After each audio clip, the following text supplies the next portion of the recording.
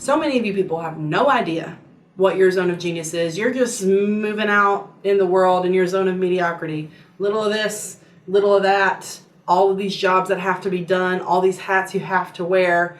That's a state of mind, not a truth.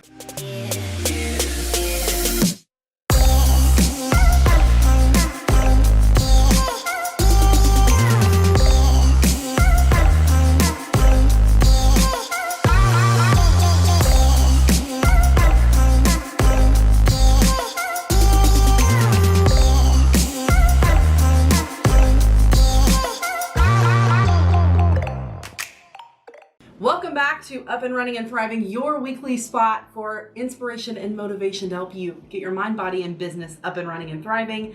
My name is Whitney Abraham. I'm a certified faster way coach and business coach, and I'm here to bring the truth to you all. I want to talk to you about your zone of genius. So many of you people have no idea what your zone of genius is. You're just moving out in the world in your zone of mediocrity. Little of this, little of that, all of these jobs that have to be done, all these hats you have to wear. That's a state of mind, not a truth, okay? You decide whether or not you're gonna live in your zone of genius or if you are going to wear every single hat in your life. There is a reason that I don't do certain things. It's because I'm not good at them. Just because you can does not mean you should. Can I hear it in the back? Can I get an amen from the people preaching to the choir?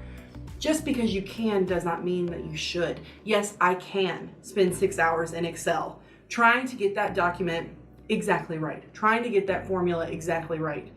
Or I could outsource that to someone who knows what the heck they're doing so that I have freed up my time to use it in a way that I am efficient, in a way that I am the best.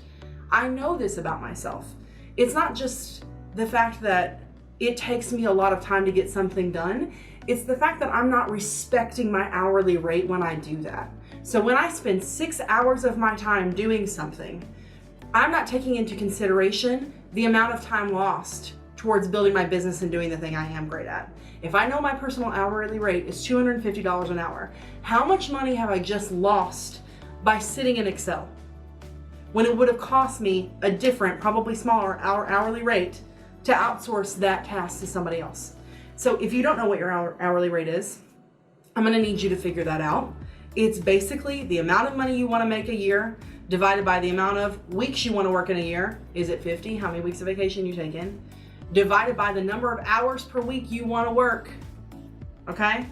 Do that math. There's actually an online calculator, so you don't have to waste your time, and that goes against the zone of genius conversation that we're having right now. So go to the website. I'll pop it in the show notes.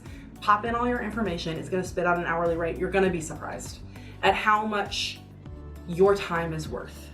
When you are not honoring that, you are basically saying the things that you're good at are not worth as much as they are. So here's what I want you to do.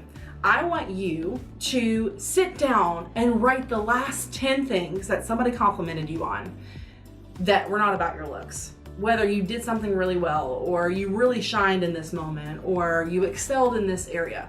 Write down the 10 things that somebody else has noticed about you being great. I also want you to write down the 10 things that you love to spend your time doing. Now, this is where things get a little tricky because I love to play guitar, but I suck at that. So that's not my zone of genius, that's a hobby, okay? I want you to be focusing on the intersection of what you're great at and what lights you on fire. Draw a Venn diagram if you need to. These are all the things I'm great at. These are all the things I love. What are the ones that meet in the middle? That's your zone of genius. That's where you spend your time. You outsource every single thing that you can outside of that. Because when you are living in your zone of genius, the world thrives. They want more of what you're great at. They want to see you in your light. They want to see you excelling.